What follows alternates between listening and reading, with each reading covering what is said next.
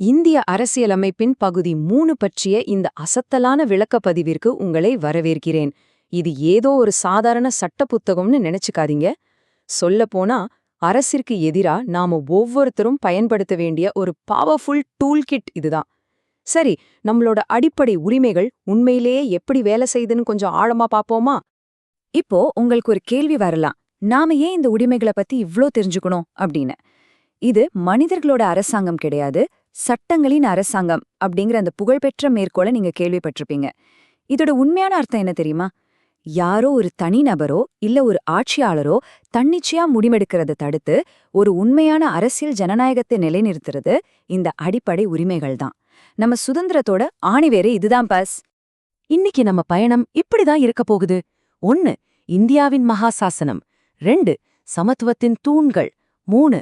சுதந்திரம் மற்றும் தனிப்பட்ட உரிமை. 4. சுரண்டலுக்கு எதிரான கலாச்சார உரிமை. 5. அரசியலமைப்பின் இதயமும் ஆன்மாவும். அப்புறம் கடைசியா இதோட வரம்புகளும் விமர்சனங்களும். சரி, முதல் பகுதிக்குள்ள போலாம். இந்தியாவின் மகாசாசனம். எந்த ஒரு உரிமையை கோர்றதுக்கு முன்னாடியும் அதோட அடிப்படை விதிகளை நாம கண்டிப்பா தெரிஞ்சுக்கணும் இல்லையா? முதல்ல ஒரு முக்கியமான விஷயம், உங்க உரிமைகளை நீங்க யார்கிட்ட போய் கேட்க போறீங்க?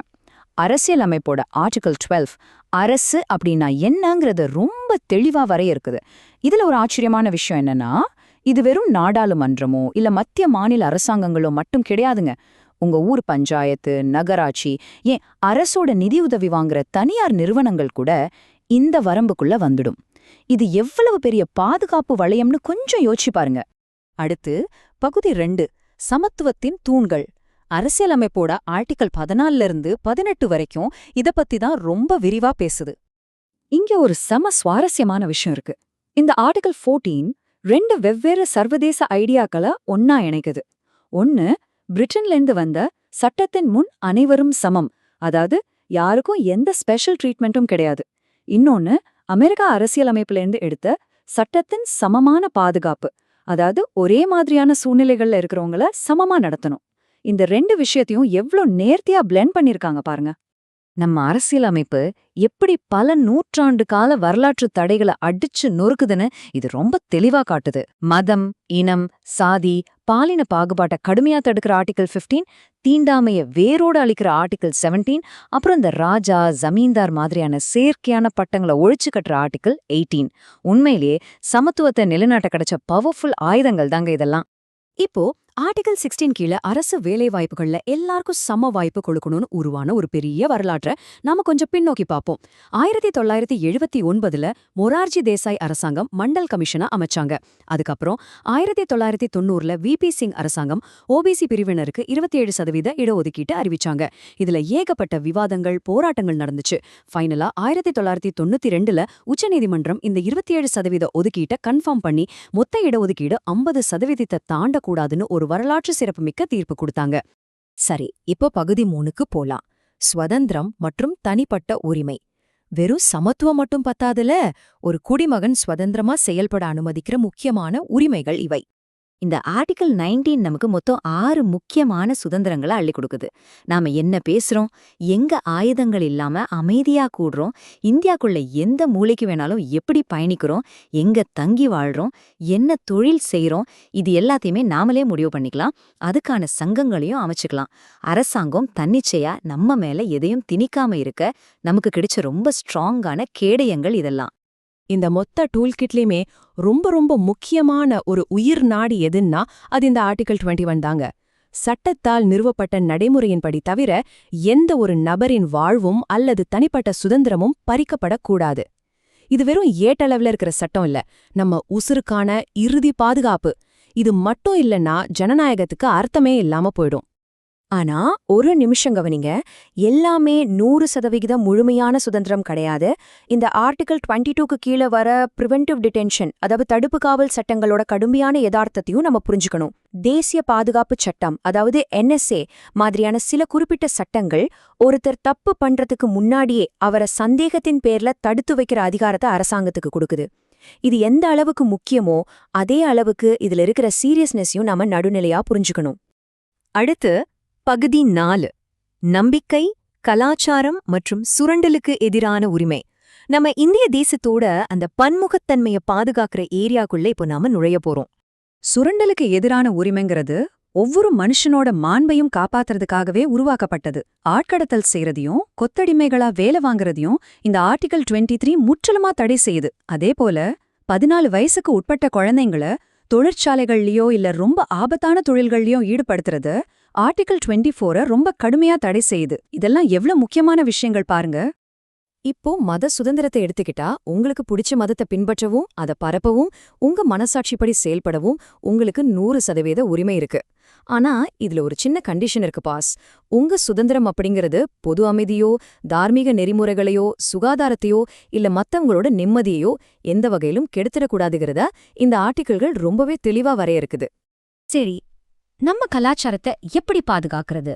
குறிப்பா சிறுபான்மையினருக்காகவே அரசியலமைப்புல சில ஸ்பெஷல் கவசங்கள் இருக்கு. தங்களுக்கென ஒரு தனித்துவமான மொழியோ இல்ல கலாச்சாரமோ இருக்கிறவங்க அதை பாதுகாத்துக்கலாம்.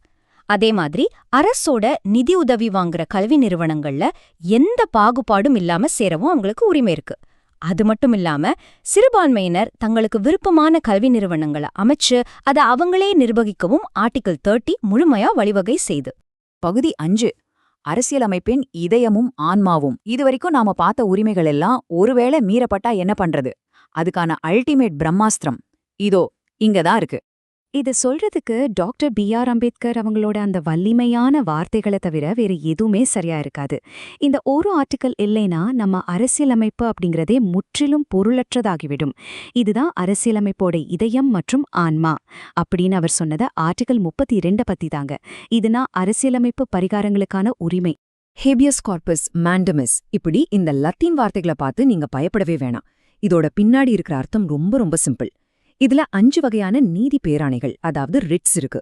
ஹேபியஸ் கார்பஸ்னா சட்டவிரோதமா அடைச்சு வைக்கப்பட்ட ஒருத்தரை உடனே கோர்ட்ல ஆஜர்படுத்துறது. மாண்டமஸ்னா வேலை செய்யாத அரசு அதிகாரிகளை வேலை செய்யச் சொல்லி உத்தரவிடுறது. புரோஹிபிஷன்னா கீழ் நீதிமன்றங்கள் தங்களோட வரம்ப மீறப்ப அதை அப்படியே நிறுத்துறது. சர்ஷோரரினா கீழ் நீதிமன்றத்தோட உத்தரவையே ரத்து செய்யறது. கடைசியா கோவாரண்டோ அப்படின்னா எந்த அதிகாரத்தோட அடிப்படையில ஒருத்தர் பொது பதவியில இருக்கார்னு நேரடியா கேள்வி கேட்கறது. அவ்வளவுதாங்க. இந்த நீதி பேராணைகள் எவ்ளோ நுணுக்கமா டிசைன் பண்ணப்பட்டிருக்குன்னு கொஞ்சம் கவனிச்சு பாருங்களேன். ஒரு சாதாரண சாமானிய மனுஷன் கூட அவனோட அடிப்படை உரிமைகள் பறிக்கப்படும்போது எந்த ஒரு இடைத்தரகரும் இல்லாம நேரடியா உச்சநீதிமன்றத்தையோ இல்ல உயர்நீதிமன்றத்தையோ அணுகி நீதியை பெற முடியும். அதுதாங்க இந்த ஆர்டிக்கிளோட மிகப்பெரிய பலமே. இப்போ கடைசி பகுதி 6 வரம்புகள் மற்றும் விமர்சனங்கள். எந்த ஒரு அமைப்பும் 100% பெர்ஃபெக்ட் கிடையாது இல்லையா? இந்த உரிமைகளுக்கான எல்லைகள் எங்கே முடிவடையுதுன்னு இப்போ நம்ம பாப்போம். ஒன்னு மட்டும் நல்லா ஞாபகம் வச்சுக்கோங்க, எந்த உரிமையும் எல்லையே இல்லாதது கிடையாது. தேச பாதுகாப்பை கருத்தில் கொண்டு இராணுவம், காவல்துறை அப்புறம் உளவுத்துறையில் இருக்கிறவங்களோட அடிப்படை உரிமைகளை நாடாளுமன்றம் கட்டுப்படுத்த முடியும். அதே போல இராணுவ சட்டம், அதாவது மார்ஷியல் லா அமல்ல இருக்கிற இடங்கள்லயும் சில உரிமைகள் கட்டுப்படுத்தப்படும். இதுக்கான சட்டங்களை இயற்ற முழு அதிகாரமும் நாடாளுமன்றத்துக்கு மட்டுமே இருக்கு. அதே நேரம் இதுல இருக்கிற சில நியாயமான விமர்சனங்களையும் நாம நடுநிலையா பேசிதான் ஆகணும். இந்த அடிப்படை உரிமைகள்ல ஏகப்பட்ட கட்டுப்பாடுகளும் வரம்புகளும் இருக்கு. அப்புறம் இதுல ரொம்ப ஸ்ட்ராங்கான சமூக மற்றும் பொருளாதார உரிமைகள் இல்ல அப்படிங்கறதெல்லாம் இது மேல வைக்கப்படுற முக்கியமான விமர்சனங்கள். அது மட்டும் இல்லாம எமர்ஜென்சி நேரங்கள்ல இந்த உரிமைகள் ரத்து செய்யப்படலாம். ஒரு சாதாரண மனுஷன் நீதிமன்றத்தை அணுகிறதுங்கிறது இன்னைக்கு வரைக்கும் ரொம்ப செலவு பிடிச்ச ஒரு விஷயமா தான் இருக்கு. இது எல்லாத்துக்கும் மேல முன்னாடியே சொன்ன அந்த தடுப்பு காவல் சட்டங்கள் இன்னைக்கு வரைக்கும் மிகப்பெரிய சர்ச்சையாவே பார்க்கப்படுதுங்கிறது தான் யதார்த்தம்.